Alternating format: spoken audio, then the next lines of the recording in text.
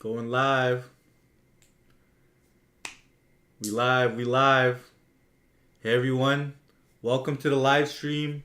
So it's Brian's second week now in SF.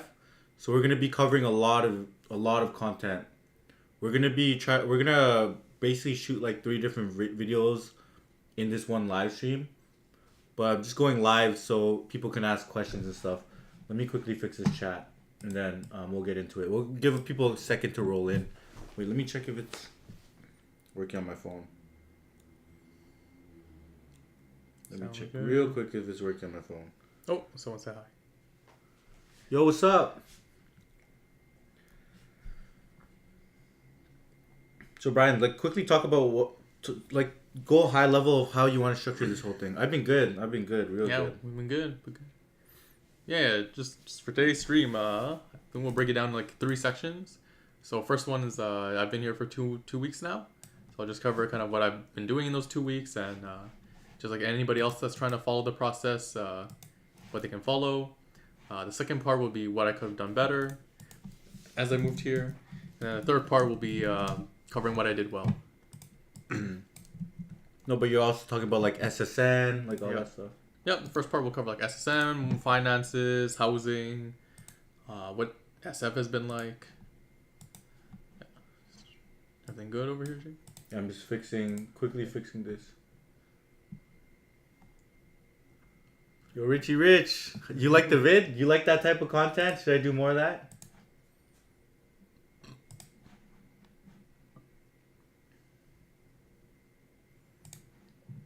Nah, Bro, it's never too late. Yeah, it's never too late. You're here early. Never too late.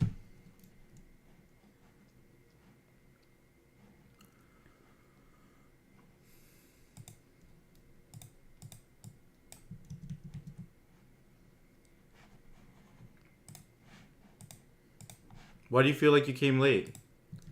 I just started this YouTube channel like 3 months ago.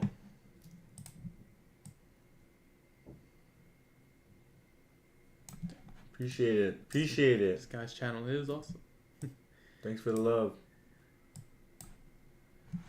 Okay, wait, let me maximize this. This.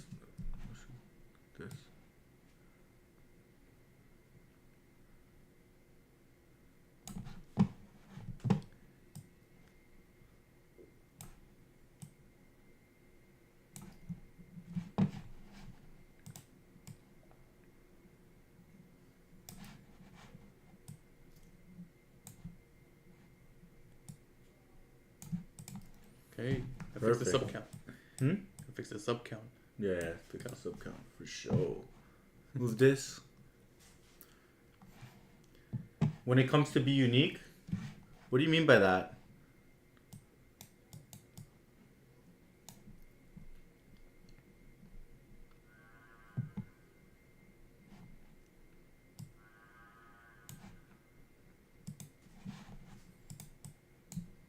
Fix this up.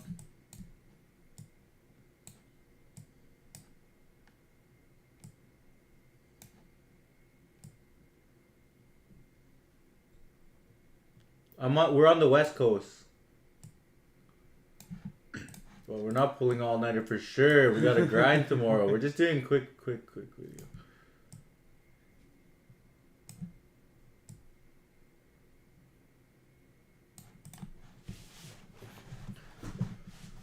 All right. Let's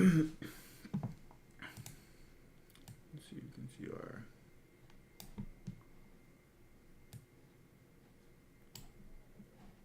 Let's not look at that. It could get distracting. Okay, let's talk about. All right, let's get into it. Let's get straight into this content. Wait. Let me fix this one last time. No, it's good. Okay. Let's get straight into this content. What did we want to cover?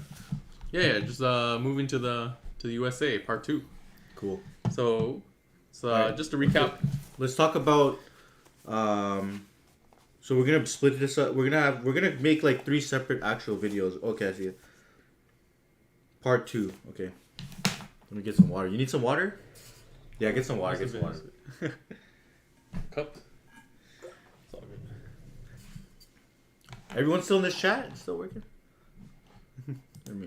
Playback error.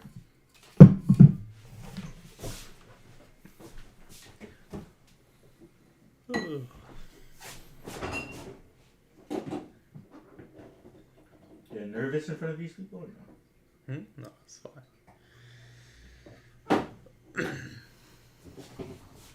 Alright, thanks. Alright. Hey everyone, the audio is fine, everything? Yo, Shabaj, appreciate it. Yeah, it's actually been going crazy the last few days. I have a few videos that are going semi-viral, or at least viral in my terms. Audio is good, everything's good. I have my friend who just moved here to the USA. Welcome him right now. Hello, everyone. Any questions for him before we start?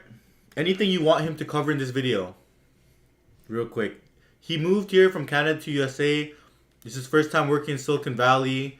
He's coming as an intermediate software engineer. Yeah, all these different things. Oh yeah, give yourself a short intro. They want to understand you quickly. Yeah, my name is Brian. I just moved to the Bay Area, specifically San Francisco, for a job. This is like my second week on the job. Before this, I was working at a Canadian company for 2 years, right outside of school. And yeah, I was like born and raised in Calgary, Alberta, so this is like a big change up to come to America, and then also start a sweet job out here. Yeah. Yeah, he's the same neuroscience guy. Yeah. People know me as that, the guy that did a master's in neuroscience. Yeah. Yeah, they already seen the video. I also have a bachelor's in software engineering, so yeah, my background's pretty technical. Yeah, he's a bachelor's in software engineering. He did research as a software engineer, and then he did a neuroscience master's. But even his neuroscience master's was very machine learning focused. Yeah. Did a lot of I did pretty much programmed every day, handling like quite a bit of data from brain scans and whatnot. Cool. All right. No other questions. No other questions. Did you find a place? Yeah, you found a place. Yeah, found a place. We're gonna get into that. Finding a place. We're gonna answer everyone's questions near the end, but we're gonna go straight first into the first part. So I'm gonna start a video in a second. Okay. All right, 3. Oh yeah, ask him one more question. Informal one. Yeah. Ask away. Is it Velvrix? Velvrix, ask away. What's your question? How do you do procrastination? Answer. Just gotta, I think deadlines. Deadlines are how you deal with it. If you have no deadlines, you just gotta start pushing. Although if you do have a deadline, you procrastinate. I don't know. I think breaking up the task into smaller tasks that you can at least manage. Because it feels pretty overwhelming when you have a big goal, but if you break it down, then you're like, oh, I can do this small part, I can do this small part, and eventually you just finish the whole goal when you just do all the small parts. But really well said. I agree with that. How do you deal with imposter syndrome? Are you getting that now living in here or what?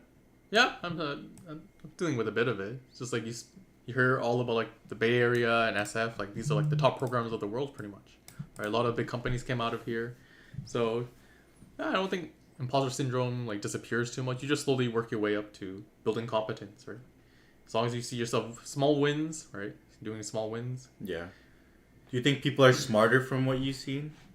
I think the average is higher, for sure. Like people here definitely know how to program, right? You can't survive out here if you don't know how to program, right? There's not as many coasters. People are like definitely more hardworking out here too. Right? Back in my previous company, people will have like a better work-life balance, whereas like I think America is well known to be like hard workers out here. Yeah. Okay. Are you in the wild Tenderloin as well? Don't dog yourself, but yeah, he's not in the Tenderloin. Nah, me. I think that's rough. That's rough to live there. Yeah. Let's see what else. Cool. All right, let's start. Tender knob. Farzan, I hope you found your place. You gotta show us up. Show us up to Salesforce Tower at some point. If you're from Canada, how is your English so good? I was born there. What do you mean? No, he's just saying, how's your English good in Canada? Okay, let me start this video. Hey everyone, so we have my friend Brian back again, and we're gonna be doing part 2 of his move to Canada. Or sorry, his move to the USA from Canada. So he's originally Canadian and he's a software engineer from Canada and moved to US for the same thing. So yeah, he's working here in Silicon Valley as a software engineer, and this is part 2. What did we cover in the last? We covered, like, I just landed at that point, so Yeah. we just had covered, like, kind of a preparation of what I've done and the transition to America. But now that I've actually been through the American systems and actually set up a lot of stuff, I can speak more to it. Yeah, because the first video that we shot, we literally shot it as soon as he landed. So we were just talking about what happened before he flew, during his flight, and then as soon as he landed. But now a lot of things has happened. It's been his first. Like a lot of things have happened in the last 2 weeks. He's been working for at least a week and a few days. Yep. He found an apartment. He has his SSN. He's setting up his bank accounts. Like so much has happened. So we're just gonna dig in through all that. So Yeah, I'll just start with it yeah, then. start it off, and we're gonna answer all these questions in the chat after because we just want to quickly cover all this content first. So yeah, Yeah. we're gonna have a section at the end. Yeah. So I think to start with, and what everyone who's considering to come here to work or move here should do, is to find a place ASAP. If you don't have an address, you can't mail anything to, hopefully you have a friend, or at least you can mail to your workplace. But I think number one is you need to find a place. And then what does that mean to find a place? Is you just have to put down like a deposit. First you do a lot of viewings, and then the place you like, you put down a deposit. And then you can only put the deposit too because you have to do an application. Sorry. So you do viewings, an application. If your application goes through with the landlord, then you put a deposit. And then you set like a move-in date, you sign the lease. So all this can be done, I think, pretty much without an SSN, without even really a phone number. That's why I think it's very imperative to find a place right away. Right? You can let the landlord know that you are from Canada or from wherever, and that you don't have a credit score. If you're from Canada, they can sometimes pull the Canadian SSN. Otherwise, you just have to pay a higher upfront deposit, right? And then you'll get that deposit back when you, of course, leave, right? So usually they'll ask for like half month's deposit, but if you don't have a credit history here in America, just like I did, you may have to pay like a full month's worth of damage deposit or security deposit. Okay. So yeah, specifically for finding a place, my advice is just to do a lot of viewings, right? So I would recommend at least like 2 weeks before you actually come to America, you set up these viewings by finding them on, for example, I found them on Craigslist, the place I have. You can search for like apartments.com. There's another site called Rent SF Now, I think. There's also Zillow. There's a lot of different sites. I would just recommend the kind of two more common ones are Craigslist and Zillow. Just be aware not to fall for scams, right? So always make sure you view the place, and vet out the landlord. Never send money before viewing the apartment. That's like a guarantee. Okay. Right? That's like a kind of giveaway that's a scam that they ask you to send you money to hold on to the apartment, right? So never fall for that. Never send money before viewing, right? Set up a lot of viewings about let's say 2 weeks or a week ahead, right? You don't want to do too early because then the viewing may close, right? But also you don't want to do too late because then, you could also do a day of. I think lots of landlords kind of flexible like that. Day of is kind of pushing it though. So do lots of viewings. In my case, I did 10 viewings, so I had like a good experience about like what I was looking for, what kind of prices and like place amenities it comes with, as well as the neighborhood. Yeah. So for example, I did lots of viewings like Nob Hill, Russian Hill, one in like Telegraph, and I did one I had friends here as well. So you just look at their places and ask see if they have any rooms in the building. Yeah. Right. So for example, James looked around his building, and then there were a few places in this building, but just nothing that fit what I wanted. So yeah. So out of all these websites, what do you which one do you recommend? Craigslist, so each has their pros and cons, right? Yeah. What did you notice when using them? So Craigslist, I think, is one of the best because landlords don't have to pay anything to put a posting up. I see. Right. So you have a lot more smaller landlords, or landlords are a bit cheaper, right? They'll put their listing up. And from what I learned, the listings get refreshed every few days or something. I think every 48 hours. So this forces all the postings to be new. You'll never find a stale apartment on there. Zillow is also decent. I think it's like a small fee. From my experience, the Rent SF Now, the website's really nice. And I did view like one or two places from them. The problem is like they charge quite a bit more too. There's a premium to using that kind of website. So there's a trade-off. It depends on if you want a simpler, nicer place, go with like a more expensive website like Rent SF Now. Yeah. Okay, so finding a place. Yeah. What do you want to get into? Finding a place for a bit and then SSN? Or just, like, I think because one guy was asking for advice on how to find a place. I guess let's just talk about housing first. Yeah, because you said that's the important part, right? So, okay. Yeah, so more about housing. So to do all these viewings, first thing you need to do is always set your budget. And the way to set your budget is to find out the average rent of the city. So, for example, in SF, the average rent is about $3,000 USD per month, right? So that is like a baseline of what you can know, like, is this place cheap or expensive, right? So, for example, if you view listings too, if you set a budget of like 1K in SF, you actually you will like barely see any postings, or you'll see postings that require a roommate. So first thing is number one is budget.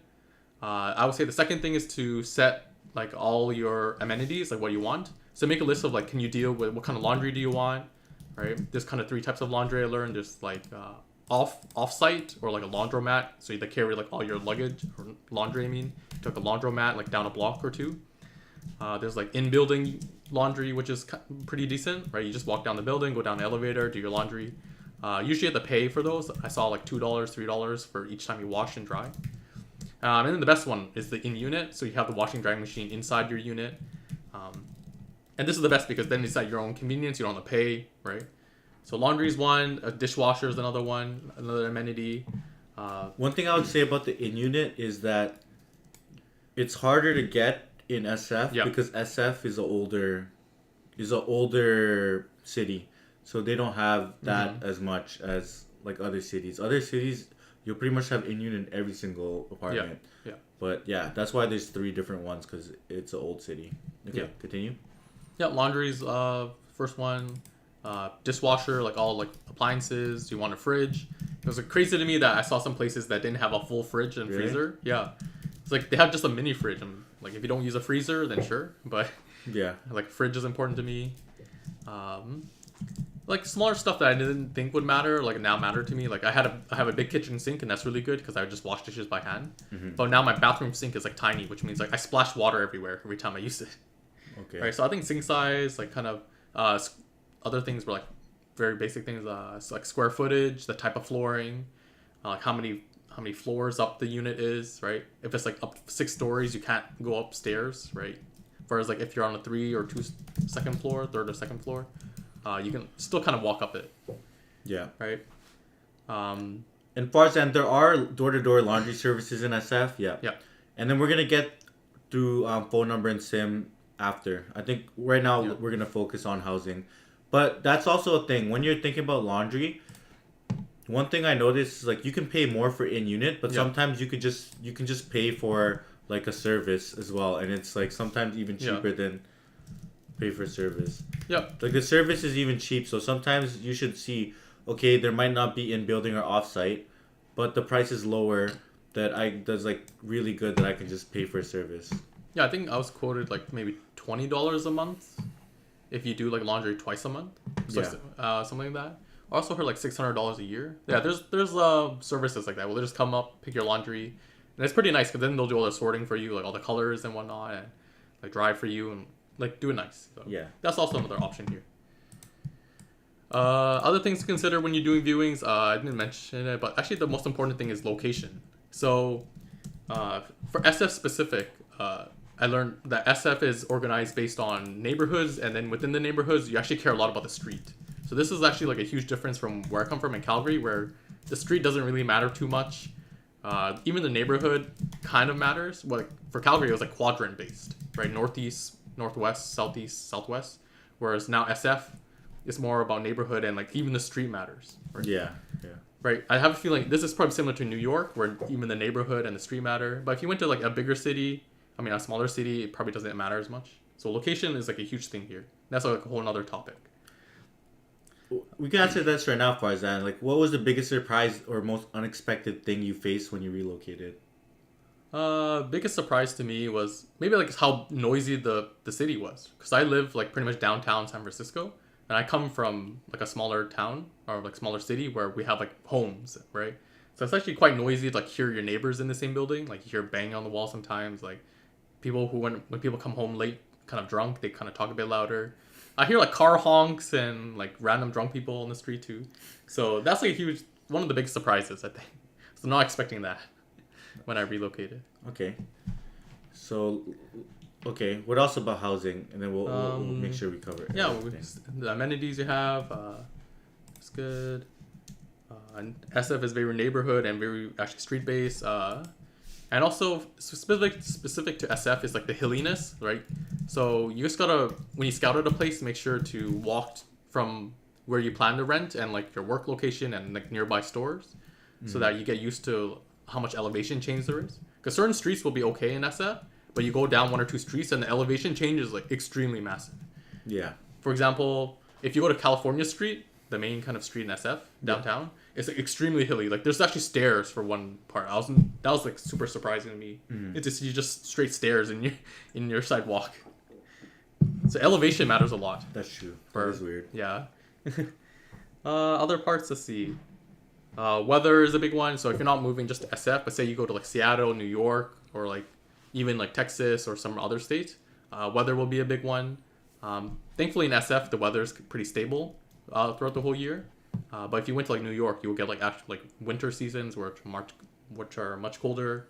Or go to Seattle, it's probably like more rainy over there. Okay. He walks to work pretty much. So when you're finding a place, did you try to find a place that's close to work on purpose, or like was commuting an option at all, or not really? I did consider commuting, but I think because I'm new to the area, it's just easier just to walk to work. So I actually did ask James, like, what do you think of Oakland, right? Because I looked on Google Maps and it's like the BART is about like half an hour to work.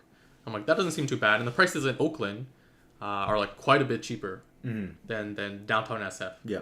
Right. So I did consider using the transit system here, but just to keep it simple, I'll just start by walking to work, and then once I'm here, I'm like settled for a year. You can always switch after a place, right? Like if the leases here in SF are about like 12 months usually.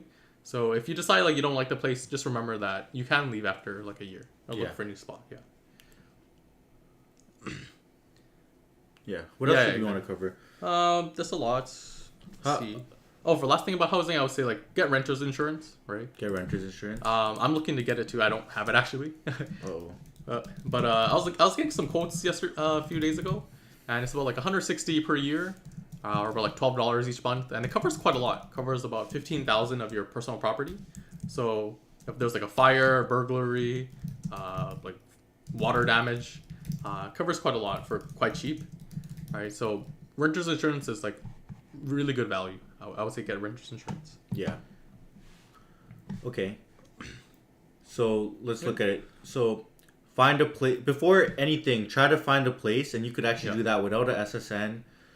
Use the different common websites like Craigslist, Apartments.com, Zillow. Depending on what city, you might even have different options. Yep. Never send money before viewing. Yep. Set a budget. Make sure you understand how much it's gonna cost on average. And then you could kind of, figure out what your budget is on how much you want to spend for housing. Then set your amenities. Like figure out what you want: the laundry, the dishwasher, a full fridge, a big kitchen. Like definitely square footage as well. Yeah, right? Square footage is another one. What else are some other ones here? Things like I want to think about things you can't change, right? So square footage is like one. Location is other one. I also was worried about if it has a microwave or not. You also were worry about like what side the window's facing. Yeah. Right. If you want to be like that detailed oriented, you can be. I mean, it makes a big difference if you're on a low floor, and also if you're facing the street. Yeah. Because it's gonna be noisy. Yeah. For example, my apartment faces the street and specifically the intersection, so you hear a lot of honking because it's at the intersection. Oh. Right. So that part's annoying. Yeah. Right. Or if I'm facing I think north side, so like the sunrise and sunset, it's like not too bad. Whereas I think if you're facing east or west, you'll see the sun directly. Yeah, it'll just heat up your room crazy. Yeah, exactly. Yeah. Okay. Other amenity, square footage. Get renter's insurance. Okay. Yeah. Last thing is, you should also negotiate. If I would always negotiate the rent if you can. Negotiate rent. Yeah. For example, I negotiate like $75 off my rent per month. So I would always just try. Right. It's free. It's always free to try to negotiate the rent. Yeah. Yeah. Rent control. Yeah. Rent control is another one.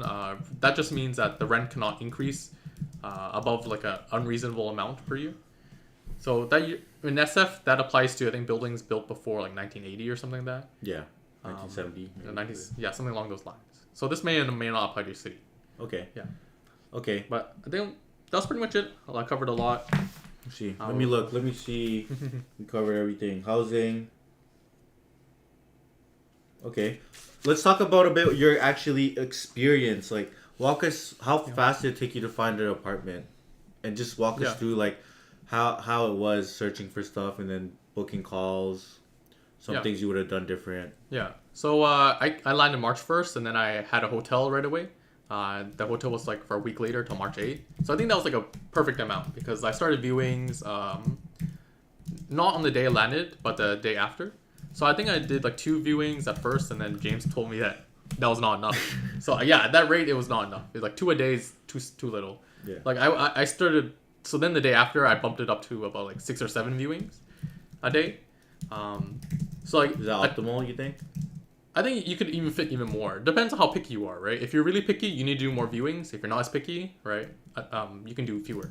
I would just say I had the average amount. Like I wasn't too picky. Yeah. All right.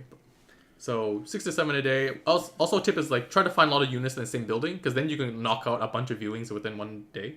Mm-hmm. So I already saw like three apartments, right, and within one span of like 1 hour because I just told the guy like let's go to a different floor, and it matters quite a bit. Like you start getting really good eye for what's a good apartment, what's not. Even the units in the same apartment were way different. Yeah, so I had, for example, one on the same floor, and one was maintained really well, whereas one was not. You could tell right away because like one was dirty, one was like, just like a lot of scratch marks, and the appliances were not as good, whereas one like was well kept. You could tell because the price is also more expensive too. Yeah. So it's very interesting to see the same unit in the different buildings. For example, one I saw in Telegraph Hill, I think. On the 3rd floor, it was like kind of like bad, and then whereas you went up 2 floors, and like the lady showed me another one, and it was like amazing.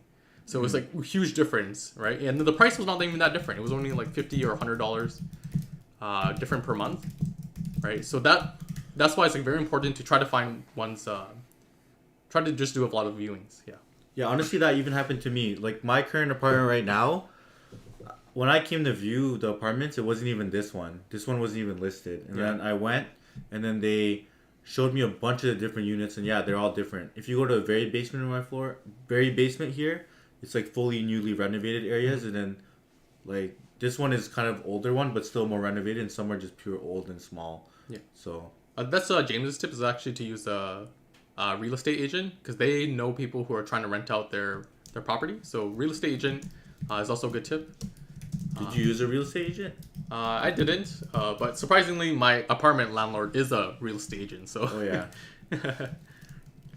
I think one thing we missed too was pets, or like how many people are planning to live. So you have pets, so you have like a spouse, your partner, or if you want to decide on roommates, that's all like something you should consider too. Roommates will make it a lot cheaper, but you also have to live with more people.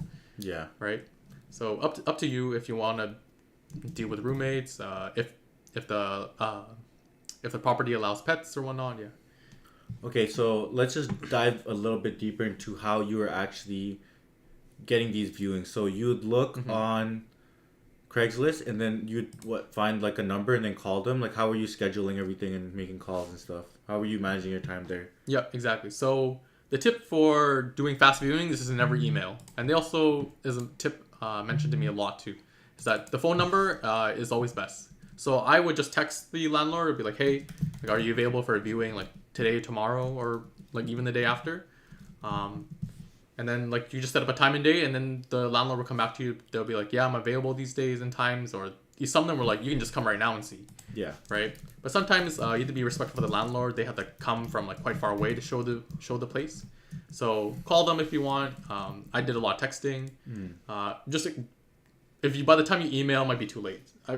I had a few email ones that always came back super late, or like I already had. For example, I already taken my place, and some emails were still coming in. It's like, yeah, you're way too late. Yeah.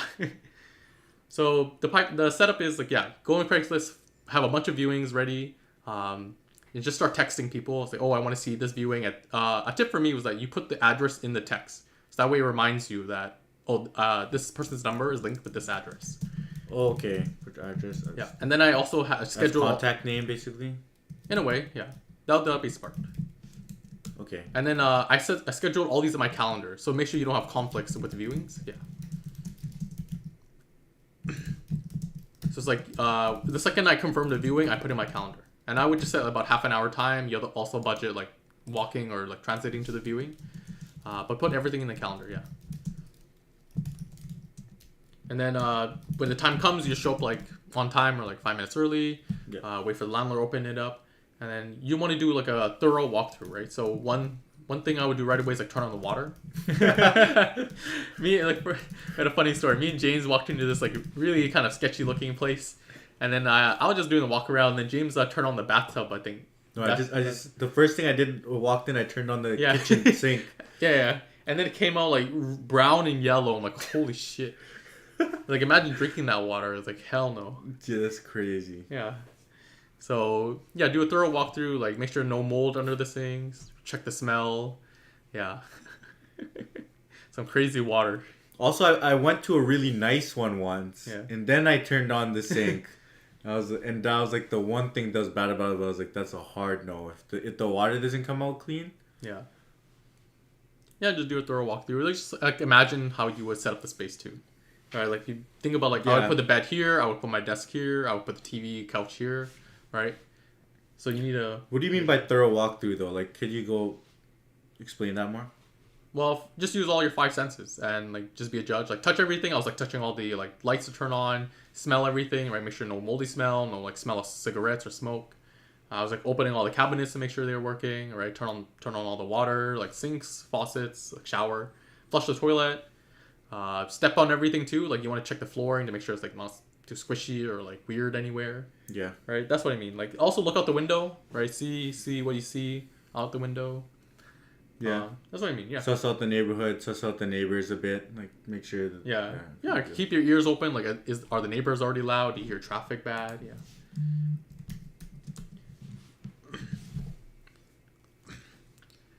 Where are you staying?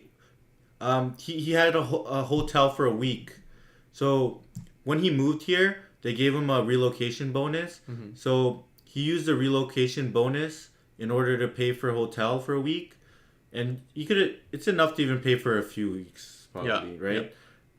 Yeah. Usually they give you enough where you can pay for a few weeks, and then during the few weeks, he's doing a bunch of viewings. So now we're just talking about how to actually do the viewings. I'm going to drop this as a separate video so you'll see exactly what he talked about, all the different websites that he used in order to find it. And now we're just talking about like actually like make sure you call them, don't text, or call them or text them, but just don't email. Mm-hmm. And yeah, what else were you saying? Yeah, I was staying in a hotel, but you honestly just crash with friends if you can. Yeah. That would like save the most money, and like people who live here know the best, right? So yeah.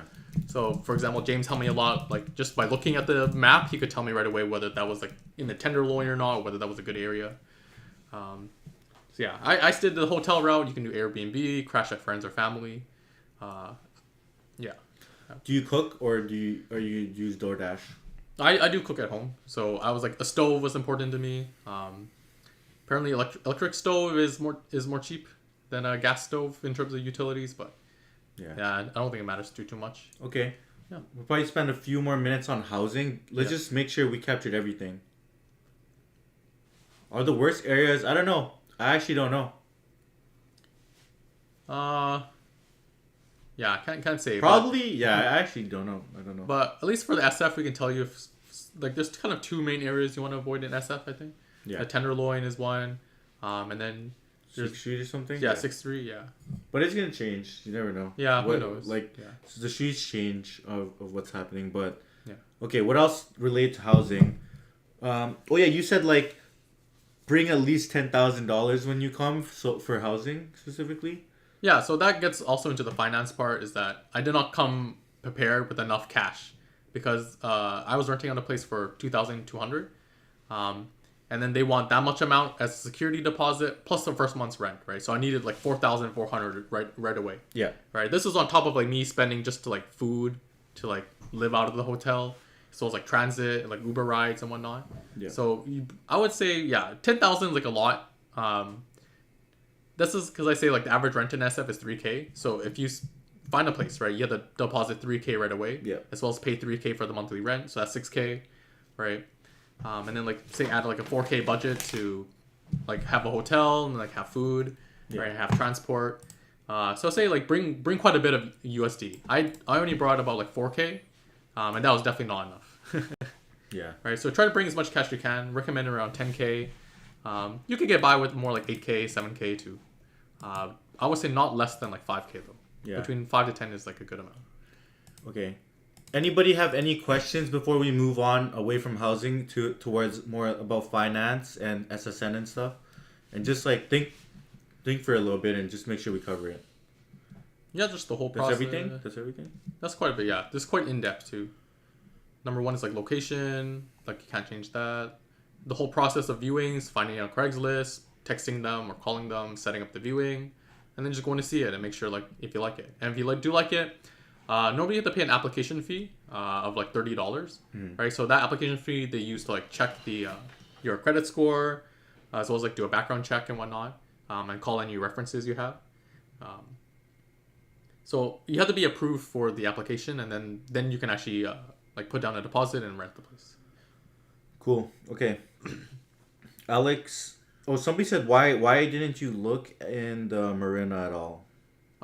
So number one goal for me for looking at place was walkability to work, right? So the marina is just too far away, right? I think it would be like a 20 or 30. I think it was like 30-minute walk to work, which just too far for me. Okay. Right. Although I hear it's a nice place there. Yeah, it isn't. And we have visited. Yeah. Yeah. All right. Cool. That's everything related to housing. Yep. We're gonna stop that recording there. Get some water. Yep. We're gonna get into the finance portion.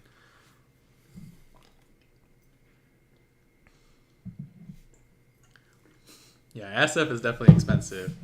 Yeah. Very good. We're gonna get some water. Yeah. Definitely pay a premium to live in this city, but I don't know, I've been enjoying it so far. Average food experience has been like incredibly good. Food here is like top notch for every cuisine. Yeah.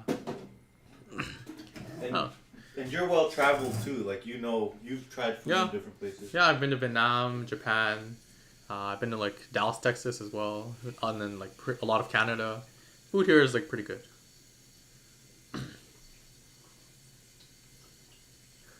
Taking a little break. Yeah. Yeah, that was a lot of house. I still think there's actually a bit more, but we're not trying to squeeze. No, we don't need to squeeze every single drop out of this. Let me use the restroom quick. Because I think this stuff will change too in the coming years. Yeah. Answer some questions. Chat. Any more questions? Yeah. If you have any questions, I think if you're coming to SF for nightlife, don't. I think New York, from what I hear, is the better nightlife. How are you liking your spot so far? It's been pretty good. I guess the only complaint I have is that sometimes the street's noisy. So like I hear car honking or the occasional drunk person or loud group walks by. The other thing I did not expect was that my fridge is very loud. When the compressor turns on to cool the fridge, it's like incredibly loud. So, other than that, like the place has been extremely good. I have like in-unit washer and dryer, which is nice. Sink is nice. Shower, washroom is pretty good. It's a studio apartment, so easy to clean. Yeah. Earplugs will take you far. Yeah, I'm looking to get some earplugs too, but the problem with earplugs is I will not wake up in time for work if I have those in.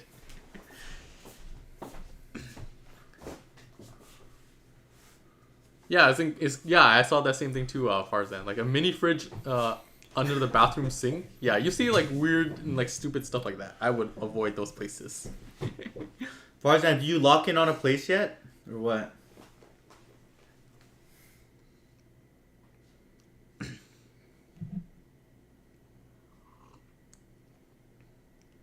you can live in Vegas in best tower for $3K for 2 bedroom. Yeah, you just get you get a nice studio in SF for $3K, but yeah, incredibly expensive here. That's true. That's true. Yeah, you can just do that too. Well, he lives in the Bay.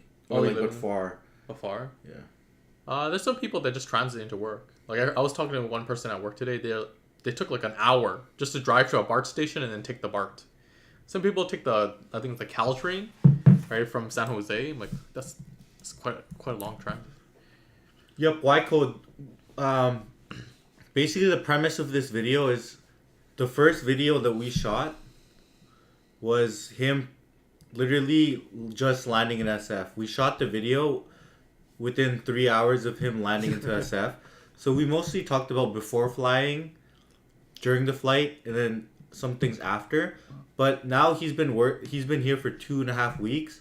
So he's already done a lot of things like set up his bank account, set up his SSN, and get housing, onboarded. See how far is that? He got his apartment, like all these different things he's already did. He doesn't want to dox himself, but let's just say it's close to downtown. Yeah. Just downtown. Okay, let's get on to the next part. Finance. Reset the. Okay, we're getting in the next. This is the next part of the moving to the USA series, and this time, what we covered in the past videos was pretty much one video on before flying, after flying, and like everything before he flew, or everything pretty much like before he got to SF, because we shot the video as soon as he landed in SF. And I have a video dropping right after this of the most important part that he said is finding housing. So he already found housing. Now pretend we have all the housing out of the way. Let's talk about how do you get your financials right. Mm-hmm. Yeah, kick it off, Brian. Yeah, so I think the first thing you need to do when you land in America is to get a social security number, or SSN. One mistake I made was that I flew in on a Saturday, and the SSN office does not open till Monday at 9 a.m.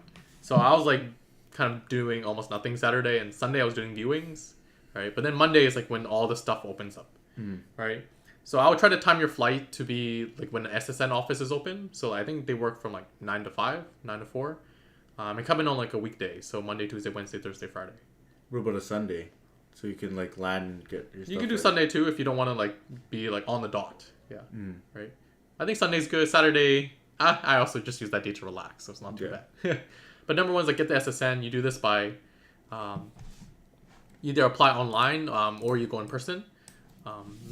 So I would actually apply online, and the problem I kept getting stuck on was that you need an address, right, so that the office can send you the card.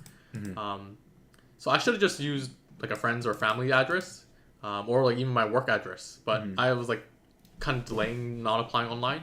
But when I went in person, they're like, you need an address anyway. So turns out, you always need an address. This is why finding the place is number one, right? If you have a place, then you can send the SSN or just borrow a friends or families or work.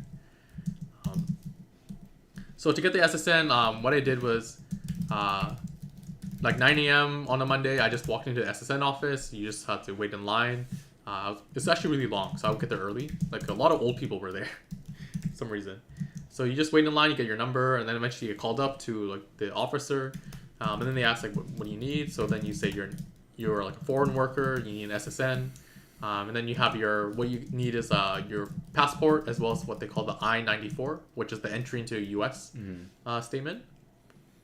I also come with as many documents as you can. Like, I think they use my birth certificate as well. Offer letter, no? Yes, offer letter. Yeah, offer letter is like really important. Yeah. No, not even a question mark. Yeah, they for sure use that. Offer letter, passport. Yeah, I think that's pretty much it. You actually. Maybe not even birth certificate. I have my driver's license. They took all of it, but I'm not sure. You brought your birth certificate? Yeah. Okay. Driver's. Yeah, just bring as much as you can. Yeah. You need what's called the I-94. Yeah, I-94. That says that's like an immigration of why. Of what you're doing, in America.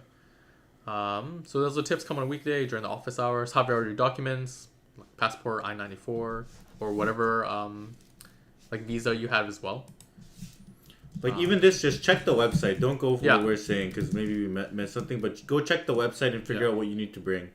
Yeah. But and go early because what Farzan said, they also do retirement benefits. So maybe Yeah. that's why the line was long. Yeah. You could apply online. Okay, what else on the SSN? Not too much actually, because it's not too complicated. Yeah, you got it easy. And then, yep. So the process is pretty easy. She didn't ask me any questions or anything. Just hand all the documents, say what you need, and then have a phone number preferably, and then address for sure. And then they'll hand you a sheet saying that the SSN will come within like 2 weeks. So once you get the SSN, then you can start setting up like all your proper banking, and then let your employer know so that they can file taxes properly. Mm-hmm. Right. So SSN should come in 2 weeks. If it doesn't, then you have to go back to the office and then ask them what the number is. So they will never give the number on the spot. I was mistaken. I thought they would give it. Right. Yeah. But they actually don't do that. So yeah, still without SSN. Yeah, it should come in 2 weeks in the mail, and then once you have that number, that opens up the credit card for you, employers, and like generally like a lot of the social benefits as well. Mm-hmm. Yeah. Yeah. Not too much to it.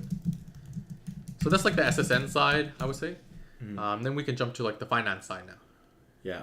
What? Okay, just explain what a SSN is and why people why people need it. Yeah, SSN is like social security number. So this lets you like work in the U.S. and this is how like the government tracks you throughout like your tracks like your government benefits they apply to you. So this includes, for example, retirements, health benefits, and then like credit reporting follows this as well. Yeah. So that's why it's like an identifier for you for the government. Yeah. Yeah, it's like a unique ID to you. Mm-hmm. Okay, now that you have your SSN, let's talk about that's like table stakes stuff. Now let's talk about finance. What did you want to get to related to finance? Yeah, just like to bring it back, you should bring like quite a bit of cash to America. You need a lot of cash. Like I would recommend between 5,000 to 10,000 USD. So you need this much just to do a damage deposit or security deposit for a place, right? As well as pay first month's rent. And then you need a bit more to budget, like Ubers or like taxi or whatever you transport, as well as food. So whether you like buy food or like eat out a lot at restaurants. Yeah. So I saved money. I just bought a lot of like frozen food, and my hotel had like a microwave, so I just heated it up there. Otherwise, you could just eat out at restaurants every day. Like there's a lot of good restaurants here. Yeah. Right. You just gotta find some way to eat and some way to stay. Mm-hmm.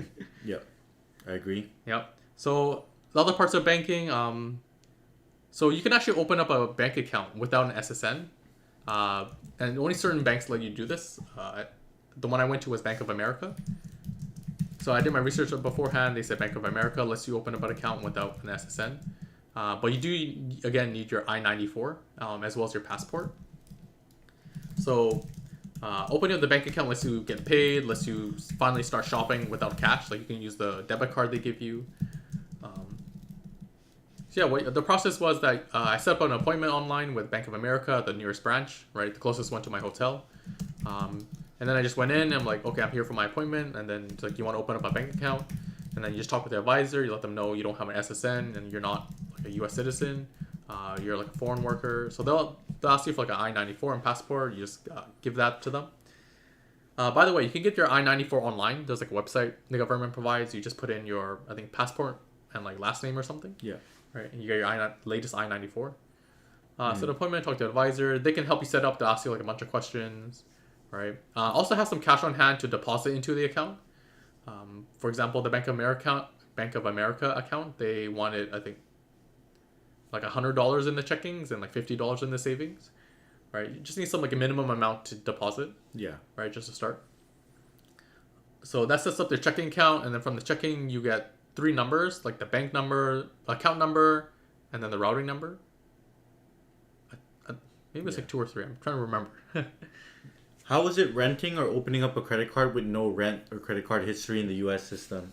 Yeah, so after you open up the bank account, then we start talking about credit cards, right? So all the bank account stuff was like debit card stuff. So debit card is different because when you pay, it just takes out money from your account. A credit card is different because it borrows money from the bank, and then you have to pay off the bank later. That's the difference. For most people coming to America, your credit history will not translate to America. Even like my Canadian credit history does not translate to America, right? So this means if you try to apply to any credit card, they most likely will reject you because you're pretty much like a new person to them, right? So Wyco, look at this Nova Credit. there is like one solution. So for example, Amex does allow like a transfer system for credit score, but that's only I think for Amex products. For Visa, MasterCard, that this doesn't apply. So the only solution then, like what I had to do is open what's called a secured credit card. So the way that works is you put a deposit into the credit card. For example, I did like 500, and then when you use the credit card, you're pretty much borrowing against yourself. So this lets you build up a credit history without any history in the U.S. system. Yeah, you could also use Nova Credit to transfer your foreign credit history from your home country to the U.S. Yeah. And fun fact is, this was my first job out of college working on this software. So you can see, you can choose your home country, and then it brings you through a flow of actually pulling that data and then bringing it to the U.S. So, like we would generate this full score for the users or for the credit provider. Yeah. Now let's open up a credit card, which is I think much better than a debit card. For example, a lot of the bills, like phone bill, utility bill, electricity, and like internet bill, they actually prefer credit card over debit. So like sometimes I would put in my debit card and they would just straight reject it. So having a credit card is extremely useful here. Not necessary, but like extremely useful. Right? And the process to do that is to, I would do it at the same appointment as when you set up the bank account. In fact, the mistake I made was I didn't have enough cash on hand to do the secure deposit, right? But I would just do that one go. Go to the bank account, tell them you want to set up a bank account as well as credit card. Do the bank account first, right? And then you'll get a debit card. You won't get it the day of, like they'll mail to you after a week. But then also set up the credit card at the same time. So open up the secured credit card, deposit some amount, like maybe a few hundred. I see. Right? Okay. And so then open up regular debit. Yeah. And that's how you get paid. Yeah. So what credit card did you get? Just another Bank of America card, just the rewards card. And you got it all in one go? Like I was about to. I just did not have enough cash to open up the credit card, so I had to come back the day after, like another day. Yeah. Okay. Yeah. Okay, so you need enough cash. How much? I didn't know that. How much cash? I'll recommend a few hundred. So a good amount would be like maybe 200, 300. It depends how much you spend, because whatever you use with the credit card, you need enough cash to bring with you. Right. Oh, okay, because that's it's a secured card? Yeah, so you're borrowing against yourself. Yeah. Yeah. Oh, so it's not a real credit card. It's one of those like cash cards. Or like, in a way, yeah. Kind of acts like that. Yeah. Yeah, and then eventually, like they said, after 3 months, like you have enough like good history with them, you'll get your deposit back and open up like a proper credit card with a credit limit. Yeah. I see. Yep. Yeah, she's Nova Credit, man. That Amex. Yeah. Any downsides using it? Downsides using Nova Credit? Yeah. To get I don't think so. I just it's one thing I haven't looked into, but probably add a note that Nova Credit is probably pretty useful for doing this. What else you got for finance? Setting up a bank. Any banks that you think are better than others based on what your research? Seems like all of them are pretty decent. It's one thing I didn't know is that America has a lot of banks. We're talking like the main banks are like 10, right? And that's very different coming from Canada, which has like 5 to 10 main banks. Right? America has a lot of banks.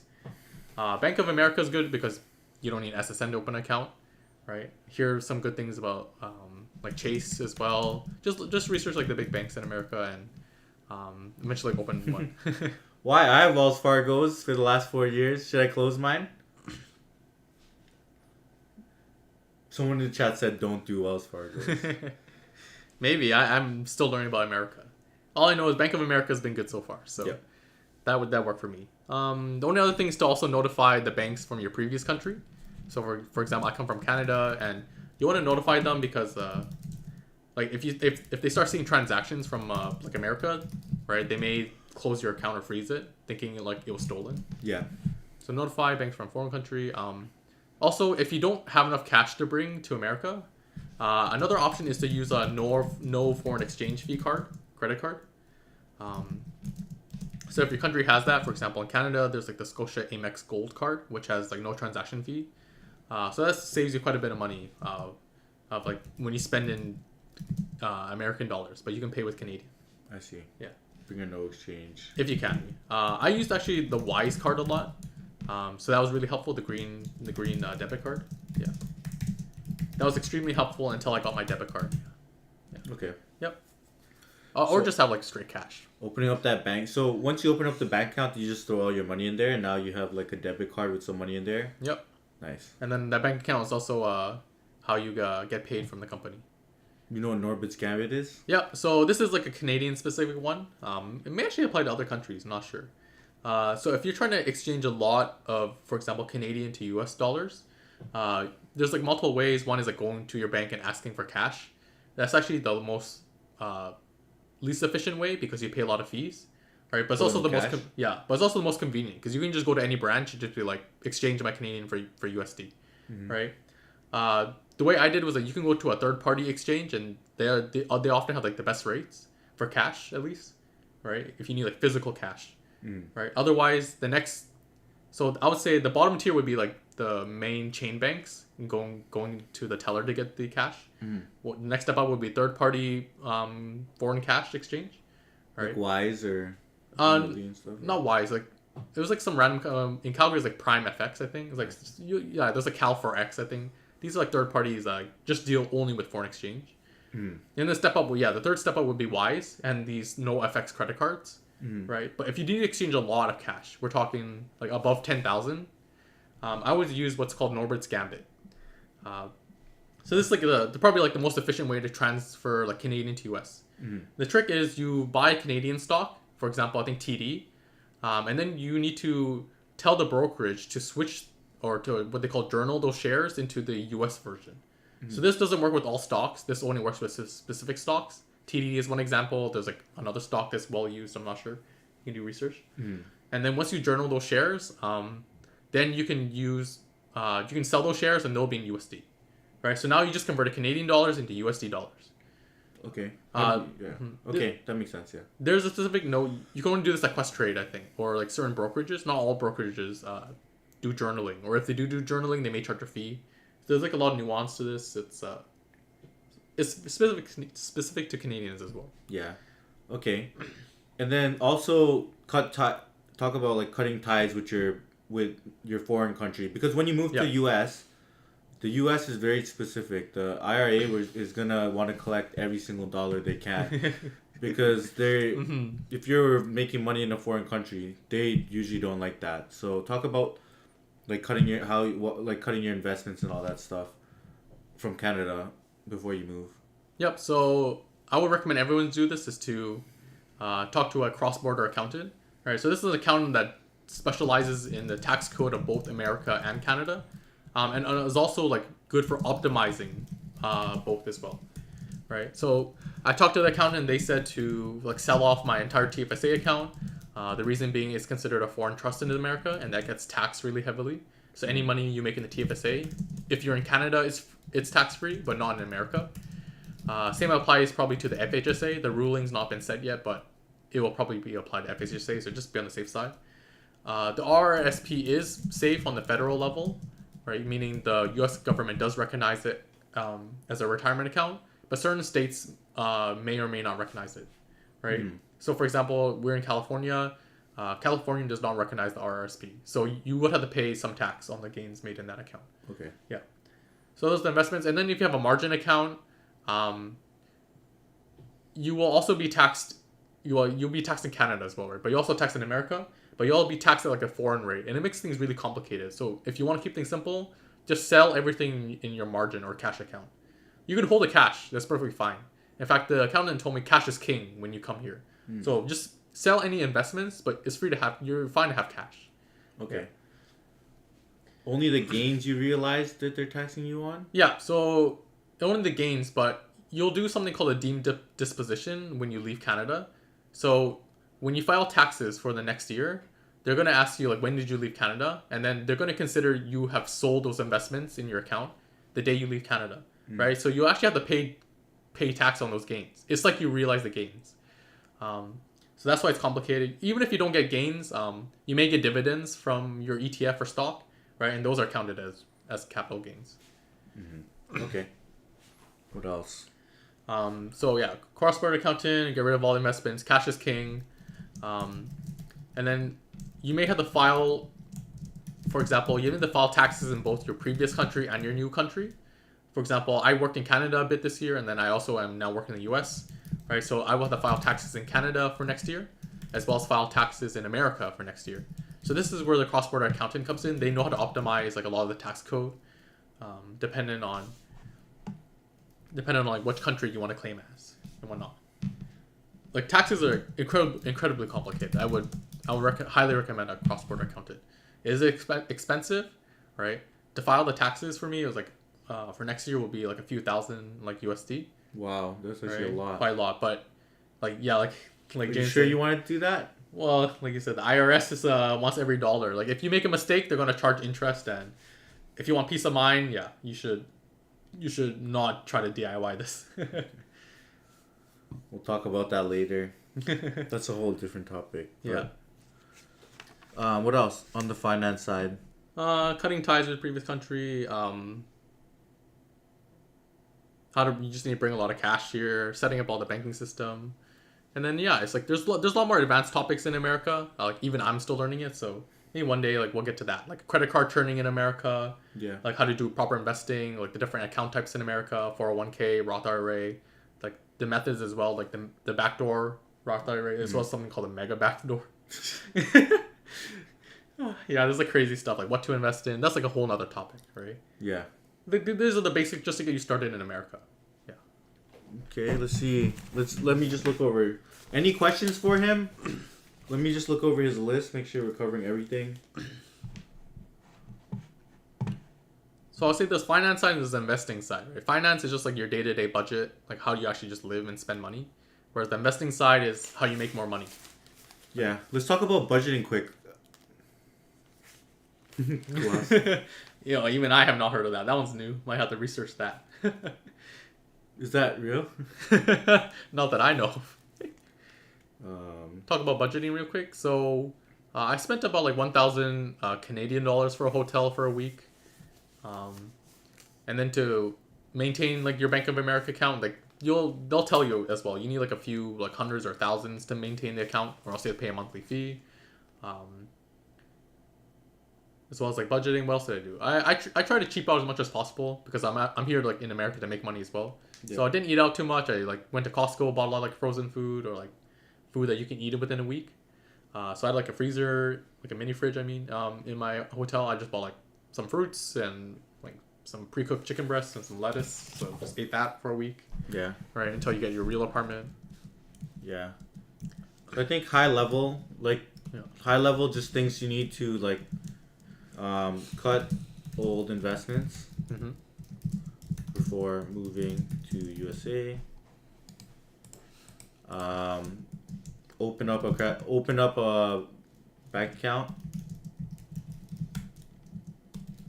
Open up a credit card. Yeah, it's called a secured credit card. That's the one where you have to deposit money and you borrow against yourself.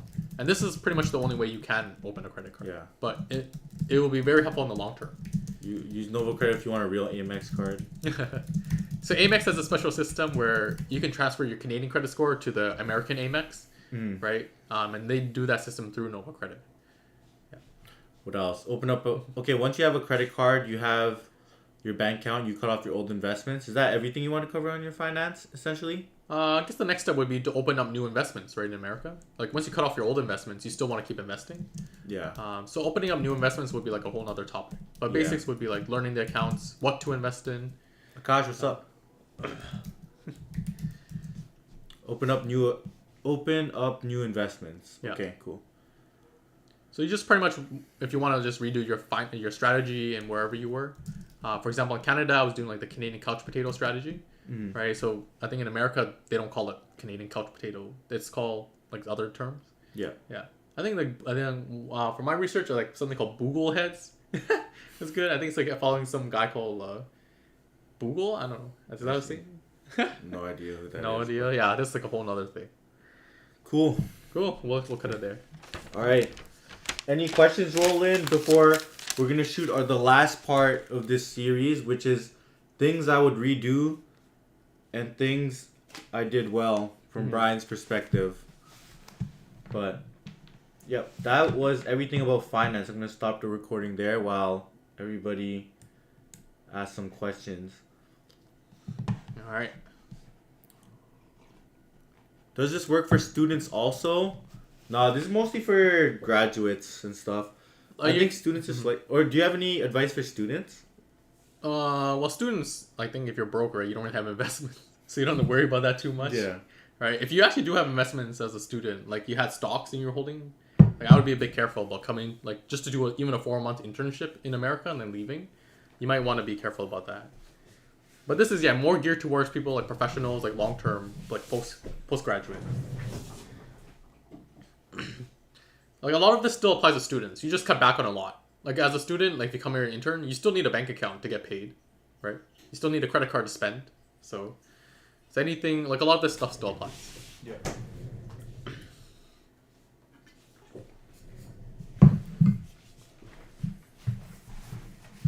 All right. All right. So we're gonna get into the last part of this moving to the USA series, and this is probably not the last part. Yeah, you can ask the questions real quick. Let me stop. What are your questions, Akash? Yeah, so getting laid off is like a real big problem because you just pretty much checked out of Canada, right? And say you work here for 3 months and then you get laid off. The requirement for the TN visa is that you need to find a job within 60 days or need to leave, right? So 60 days is about 2 months. So hopefully like, you can find another job and then you don't have to undo all this process, right? But if you do get laid off, you have to pretty much do the reverse of all this. Yeah. So sell all U.S. investments. I hear the 401k though is accepted in Canada, right? Switch all your U.S. dollars to Canadian. Norbert Gambit works actually the reverse as well. Yeah. Right. I would make sure all the credit cards are paid off before you leave and like just do the reverse pretty much of checking out of America, checking back into Canada. And then what? What if you get a job though? Well, then that's okay. You just keep everything open and that's fine. Yeah. Right? So, getting laid off is like a huge... Honestly, I would just like keep it until I have a job. Yeah. Even if I take more than 3 months. Keep it... Like, if your long-term plan is to stay in America, you can just keep everything. Yeah. I have 4 years of work experience in India as a full-stack developer. Now I'm doing my master's in computer science in USA Northeastern University. Should I stick with the same job? I mean, 4 years at one company is a very long time. I would suggest, if you feel like you've already learned everything you need to, diversify your experience. 4 years is quite a while at a company. Unless it's like a high-growth startup that you joined 4 years ago as a Series A and now it's at Series C or Series D. That's a bit different because you're kind of growing with the company. But if it's already an established company, you worked there for 4 years, I feel like the job would kind of be the same throughout the 4 years, so you should try to diversify your experience. Okay, we're going to get into the next part. All right, final part. Let's go. So hey everyone, this is the final part of our series of moving to the USA. I mean, it probably won't be the last video we shoot about this topic because we probably want to shoot some videos about the ramp-up experience and maybe a 30, 60, 90 of how everything has been. But in our first video, we just pretty much shot it when he first moved to USA, and we just talked about everything before flying, during flying, and then after just landing. And then we have another video that's going to come out that's more related to finding housing, another one that's specific to setting up your financials, bank accounts, credit cards, investments, cutting ties from your home country. And then now this one is kind of just a reflection, time to reflect a bit. Yeah. Brian's going to reflect on what he could have done better when he moved. And then also glaze himself a little on what he did well. Why not? Yeah. Okay. All right. I think I'll start with things I would have, if I could redo this whole process again, what I would have changed. Yeah. Right. It's like first thing that comes to mind is that maybe I should not have shipped as much stuff from my home to America. Like for example, I was shipping stuff like pots and pans and like bath towels and some clothes. Right. The problem is like if you ship it, you kind of need it right away. Like if you have a place and I'm waiting for my stuff to ship for like a week, right? Like how are you going to take a shower if you don't have like a bath towel? Right? You waiting for it to be shipped, right? Or like how am I going to eat without any utensils because they're busy like being shipped to America, right? So it luckily for me like kind of stuff lined up well where I had my place and then my stuff came like 3 days later. Yeah. Right. But honestly, just better just to bring as little as you can, right? Like I would not have brought like all the small stuff. You just rebuy a lot of stuff too. Okay. Right. Cause yeah, that's one thing we talked about before. When I went to your house, you had everything packed. Yeah, like the smallest stuff like nail clippers, pots, pans, clothes. I was thinking about even shipping my protein powder, right? So shippers rebuy, just rebuy. Just rebuy as much as you can. The only things I would have probably not rebought was like my computer. Even then, I think I should have just rebought my computer. I rebought the monitors, right? And that was like okay. I think to consider is like whether if you buy something like used, you don't have a car sometimes, so you can't bring like any of the big stuff, right? Like a table, like a couch, bed. Yeah. Right. But in general, I would recommend just rebuy. Just keep your life simple, right? The only thing is to this is like some of the stuff I did bring helped me like get over some of the homesickness, right? It's like if you bring some like for example, I have my like bath towel or like random stuff. Like it just feel a bit more like home, right? Because it is stuff you were living with. I see. Right, so it is like sentimental values. Like, oh, I see like the same dishes I use all the time, the same bath towel, right? I have my same clothes, right? The small stuff matters a lot. Like I had like small bags and like the tote bags I would have, and right. So it's like sentimental stuff. Like it does make it feel more like home. Yeah. But in general, though, I would just rebuy. Yeah. Plus, there's also the risk of shipping stuff into America. For example, you're not allowed shipping fragrances, food. There are like a certain list of things you should not bring into America. Fragrances, food, medication was the third one I'm thinking of. Right, so I had a bunch of skincare, which was like actual like drug prescribed medication. Yeah. So you're actually not allowed. There's a risk, so I would just like avoid doing that, or at least bring it on like your carry-on or chick bag. Guess it just rebuy a computer. TC must be great. How much is it to rebuy a computer? Like a few grand? No, it should be like $1 grand. Like $1 grand or $2. Yeah, my computer's like $2 grand, right? So just rebuy a PC. Well, I mean, like it's your work, right? If you think about it, if you're a software developer, your tools are like your computer, keyboard, mouse, monitors, right? If you're like an electrician, you want like nice, like electric tools, right? And like wire cutter and like all those stuff, right? Tools of the trade should always be invested in, I think. Yeah, you're right. And then, like Lee Codehart says, companies do have a work from home stipend. Maybe you could ask them about like work from home stipend. I feel like they started cutting a lot of those off recently for buying monitor desk and stuff. That used to be a thing during COVID. Yeah, I think if you're fully remote, they give it to you. But if you're hybrid, they expect you to come in. Yeah. Yeah. Even like some companies are like fully on site again. Yeah. And I would not use your work like laptop for like personal stuff, so that's why you should have like your own separate system for work and personal stuff. Yeah, that's one regret maybe, or thing I should have done better, just to rebuy more, and then ship less. Another recommendation is just to rebuy from the Facebook Marketplace or Craigslist, right? Just buy something like just to start, right? Buy paper plates, buy like disposable utensils, right? And then once you have your place, then like start investing more. And even then, I would not invest too much, right? Slowly build up. There's no rush into buying like nice stuff. Let's see. The other regret I mentioned as well is like I should have just brought more USD cash. Right, having more cash is better because then it lets you do your apartment security deposit as well as like for the bank accounts and the secured credit card. Right, America is about the land of money. So if you have money, things open up to you. Right, bring more cash. The more the better. Not too much though. I would say like you don't want to get robbed or anything. But 10 grand is a lot. 10 grand is a lot. Yeah. But he said 5K to 10K. Yeah, 5 to 10K. Because the deposit is so high, right? And you have to pay first month's rent right away. Yeah. Yeah. If you're moving to New York, even even do more. So this all depends on what city you're moving to. Yeah, exactly. So New York, sometimes it's even more deposits. Some countries or areas in the U.S. probably even less. So we're just talking about. But if you follow these tips for SF, you should probably be able to be good to move mostly everywhere but New York. Yeah, just scale it to where you're going, right? Yeah.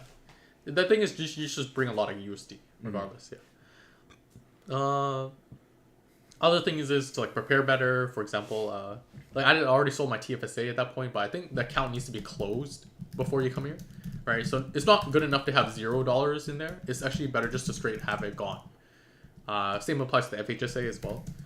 The RSP is fine. So prepare better is that means like closing your investments. Nothing is like just having more USD or opening up like the no FX credit card in time. Also should have just scheduled more viewings before I came, right? So in the last week before I came here, I was like frantically packing everything, right? Whereas I should have been looking for apartments and setting up viewings the week before, right? So if you're better prepared for packing, so that's another thing, like pack ahead of time. And yeah, don't leave it last minute like I did. I mean, you left it a week before you left, right? Is that last minute? Depends how much stuff you have, right? And like how much you want to bring, right? So that's why I said like if you just rebuy a lot, you don't have to pack so much. And if you don't pack so much, you can be better prepared. But what, you have to leave that stuff for your people at home? Or just give it to your siblings and stuff? Depends on like where you come from. So I'm coming from like I was living with family, so you could just like kind just of leave it there and no yeah, one leave can it do there. anything, right? Yeah, but if you're moving from like say New York to like now SF, you would want to like resell it or give it away, or you have to find some way of getting rid of all that. Yeah. Yeah, look at places and schedule them about 1 or 2 weeks beforehand. Don't leave things last minute. Another thing is like you need to get into the mindset of going to America both as a traveling like a tourist and in the mindset of moving. What I mean by that is like if you come as a tourist, you're gonna set up like your roaming data. You're gonna like know like of things to do in the area, like the good food and like just like something to fill the time. Because when you come to America and you do these viewings and you set up all this stuff, right? There's still going to be a lot of time in the day. So like go do the touristy stuff wherever you move, right? For example, San Francisco, just go hit up the Golden Gate Bridge, right? Go walk around downtown, right? And then when you come as a tourist, you come with like enough clothes for the week or like however long you're staying, right? So you need to get into the mindset of being a tourist as well as like an immigrant, which means like you'll plan for both short term and long term. That's what I'm saying. And yeah, also just have to remember to enjoy your time here too, right? You don't stress too much. Like once you have your place, your SSN, your credit card, or even like just straight like bank account's fine. Just relax, right? Things are working out, right? We start preparing for like the job as well. So like that's what I was doing when I was in SF. If I did like all this preparation, I would have like been better prepared for the job as well. I guess another regret I have is like not notifying everyone that I moved. So for example, like my cousin like literally found out yesterday that I moved, and like yeah, just like some people like want to say goodbye. Like there was like a lot of goodbye like dinners or like meetings that I wasn't able to get to because I was packing, right? So sort of to notify everyone, like let everyone know you're like actually moving. So then people like will reach out, say goodbye, or like try to meet up one last time, right? Yeah. Hopefully it won't be forever. Like you'll visit back again, but yeah, notify people. So who'd you notify? Just some, like your girlfriend and your family and some super close friends? That was it? Yeah, I'm not a social person, right? I'm not on social media too much, right? So yeah, I just let my girlfriend, family, and then just friends. I mean, how would you have let your cousin know though? Through a group chat or something? Yeah, we have a group chat. Just like I was so busy with everything else, right?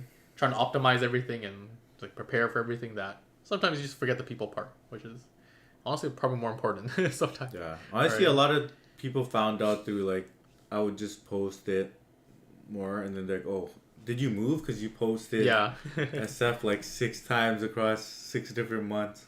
Yeah. I think it should never. Hopefully, if you're good friends, they should never get to that point. Yeah. Right. Friends like will notice that too. Like they try to invite you out to something, and then you're like, "Oh, I'm not there anymore." Yeah. Right. It's like,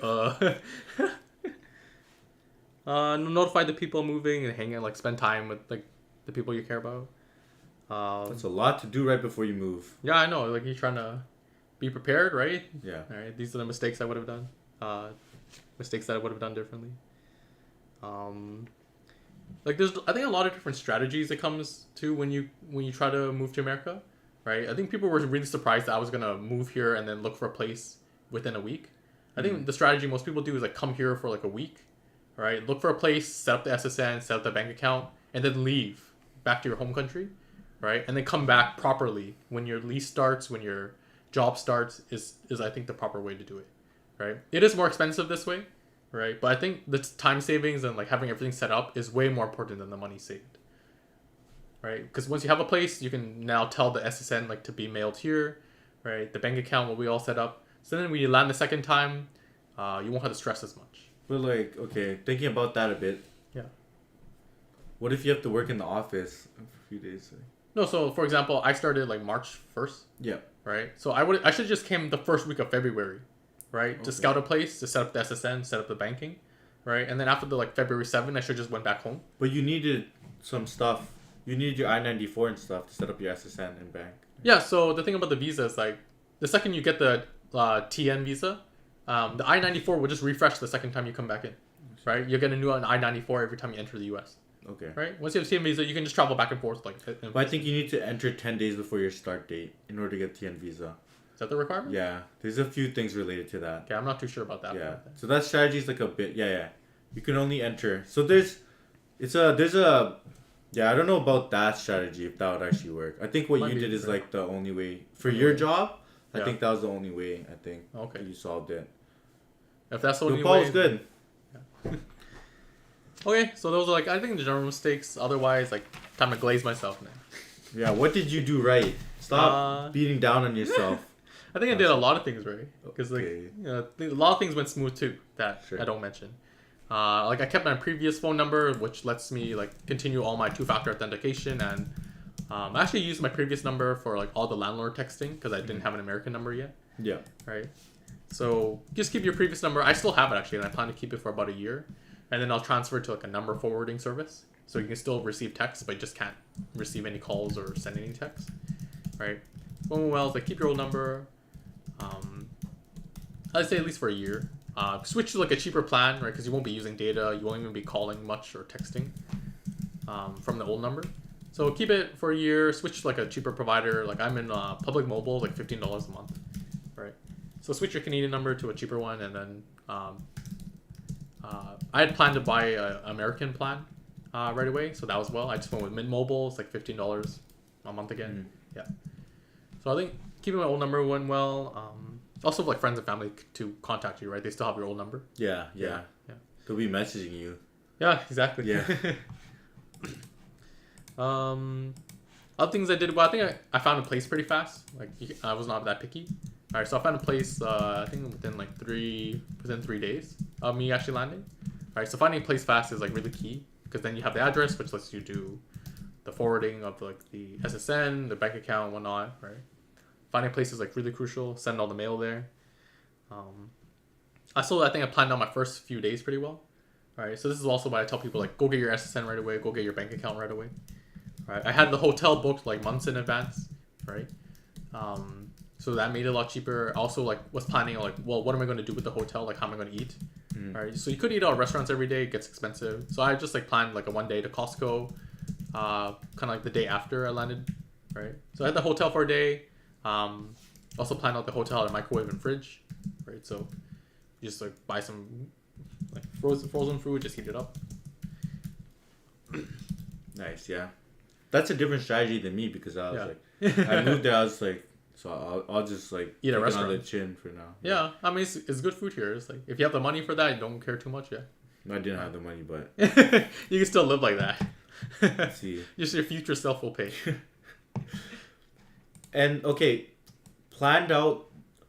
Like he found his place in 3 days, and I think if you go watch our housing videos, because I think from my perspective, is because you knew exactly what you wanted, and as soon as something hit the criteria, you kind of just sold it or went for it, right? Mm-hmm. So I think that goes into the part of like, where was this?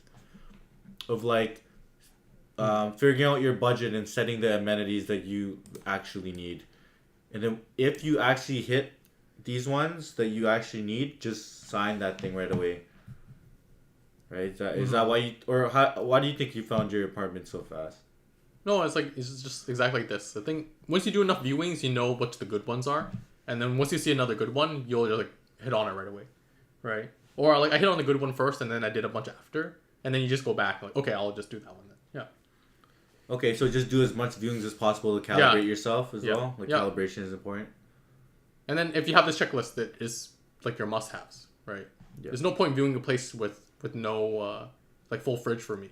Like I need to freeze it. Yeah. That's like a given, right? I see. So it lets you filter out stuff. Square footage is another one. Location. Yeah. Like location. Okay, what else did you do well? Plan of the first few days. So I got the SSN, like a set appointment for that. The bank account had an appointment. Food and hotel was good. They also just like relaxing, right? It's like I was like chilling in the hotel a few times, right, for a few hours, like just watching like TV shows or just doing whatever you have for fun, right? Just relax, like things, like you're in America, right? Just no need to stress too much. Yeah, no need to stress. It's a sad time that you move, but it's also a happy time that you start a new journey. Yeah, you gotta get excited for like now you're in a new place, new people, right? Food's good, right? Yeah, and you're starting a new job as well. All things I did well. I think it was like good to have friends out, so it's like really good that James is out here already, right? Because having someone else already do the whole thing like really helps. Having friends like family to help you out, yeah. Other things is what else went well? I come from Canada, so it's very similar to America, right? If you came from like India or Europe, the system would be like quite different, I think. So just familiarizing yourself with America, like all the systems they have, as well as like the culture and like what to expect. Yeah, I think it was like I was like well prepared. You think it's different from what you see? Like it feels different in the U.S. and Canada so far, or it's just kind of more of the same? Some ways it's like more of the same, I think. Okay. Yeah. I don't know. Yeah, because people are like, sometimes they come like, oh, people are meaner here, people are nicer here. It's like, does this cap? Yeah, I think so. Yeah. There's some nice people here, there's some mean people back in Canada. Yeah, I think the same thing, honestly. Yeah. Like, I've traveled a lot in the U.S. and Canada, and barely see a difference. Yeah. Other tips, talk to the cross-border accountant. That person will really help you guide like all your finances and taxes. Talk to people who have done this journey too. I think that's what helped. There's like another YouTube channel that was like really helpful for me. Who? His name's like Kangaroo Finance, your competitor. Kangaroo Finance. Shout out to Kangaroo Finance. He helped me a lot. Things out at H, between the K and A. This guy. Yeah, this guy. He's done this move before, and like he has a lot of good tips. Nice. Yeah. Shout out to this guy. Yeah, he's also a Canadian that moved to America. Is he a software engineer? Yeah, exactly. Same thing. Kangaroo, let's collab. Go follow. Yeah.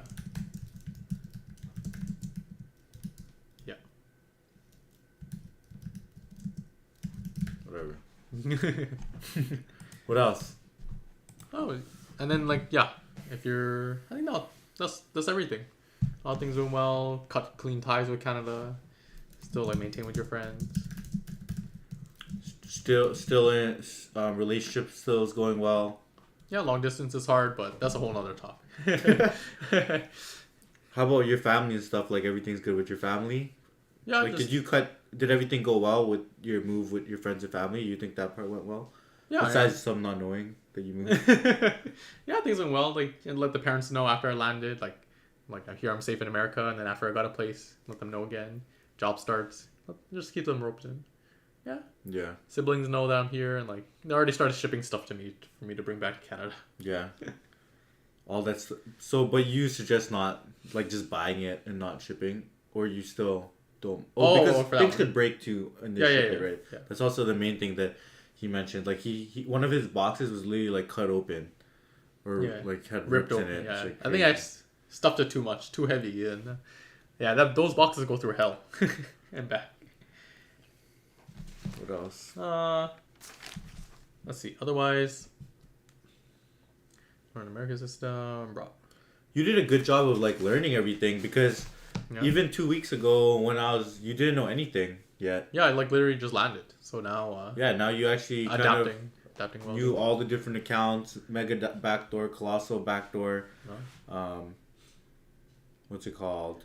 Credit card churn in different banks. Yeah. There's Yeah. a lot to America. So how did you go about like studying all this stuff and ramping up so quick? I think actually ChatGPT is pretty good at this. If you ask like moving from your country to America, ChatGPT will give you like a good like step by step of like what you need to do. Right. Also just like a lot of research on my own. YouTube is a good resource. I use Reddit as a lot too. That's where I learned about like all this stuff. Yeah, also just like general stuff that doesn't apply to software engineers. Like apparently a lot of doctors come to America as well, right? They're also like making good money, so they know all this finance stuff, right? Like people who just move to America in general, like moving to whatever city. I just searched like moving to like whatever city, like SF, New York, Seattle on YouTube, right? People have done it before. Yeah. Yeah, just do a lot of research. Otherwise, just have fun, relax, Yeah. enjoy your time in America. Cool. Anybody got questions before? That might be our last topic, and then we'll do a different day. We'll talk about actually ramping up, because he's still ramping up. Maybe in the 30 days mark, we're gonna do another video, like a 30-day check-in on how life has been, and more just like probably won't have exact topics, or we'll figure out things to talk about in that 30-day check-in. Yeah. But yeah, he's already ramping up. He's already pushing his first code. Yeah. Already met with all the coworkers. Already getting a lay of the land and figure out what projects he's working on. It's all fun stuff. All right. Cool. All right. All right. That's probably the end. I'll stop this video here. We'll let questions roll in. If there's no questions roll in, we could probably end the stream right there and head home for work. What are you up to for the rest of the day? You gonna go sleep? Yeah. Eat a bit, sleep, relax. Alexander, he joined the same company as me. All right. He joined the same company as me. See you, Paul. Yo, Paul, I'll probably be doing more streaming this weekend on like more algorithms and stuff. Okay. This guy's also from Vietnam, so maybe you can answer. Oh, did you ask something? What I would have missed? Masters at US for the intern software engineer. What the expectations of the company about it? Do they separate front end and back end? Are they separate back end and front end? Depends on the company. I think usually they do separate the back end and front end, right? It's hard to say. I don't know which company you're joining. Yeah, mostly. Well, could you be more specific on that question? What does that even mean? Like we don't really understand your question. So I would say there's like 3 main roles that are getting hired these days. It's like infrastructure roles, product roles, and machine learning roles. So to get hired into machine learning roles, those are just typical like have machine learning background, take machine learning courses and stuff like that. Data science and all that stuff.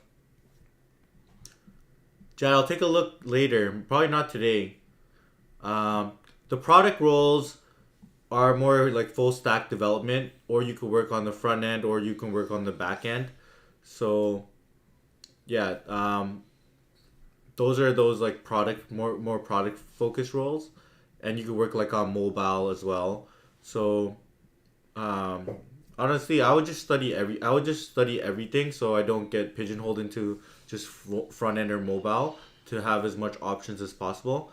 So that means like learning full stack everything, back end, front end, and try to go deep in all of it. It's possible to go deep in all of it. It just requires a little bit more effort. And then, yeah, that way you don't pigeonhole yourself into just front end roles or back end roles, and you could just do like you can be like a product generalist. And then finally, there's like an infrastructure side.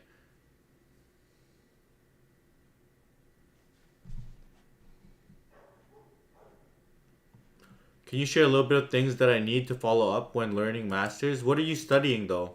What's your master's in?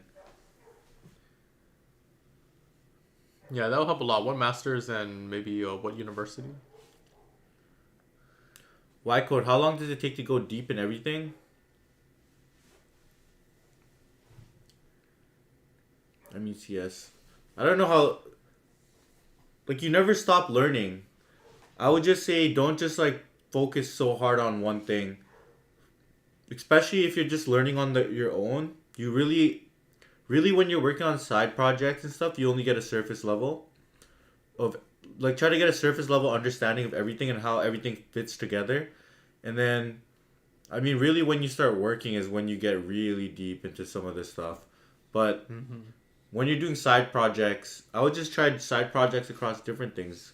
Build full stack side projects, build some ML side projects, build your side projects on AWS, like experiment different databases and the APIs of the different databases, all that stuff. Try out different APIs like REST, GraphQL, whatever.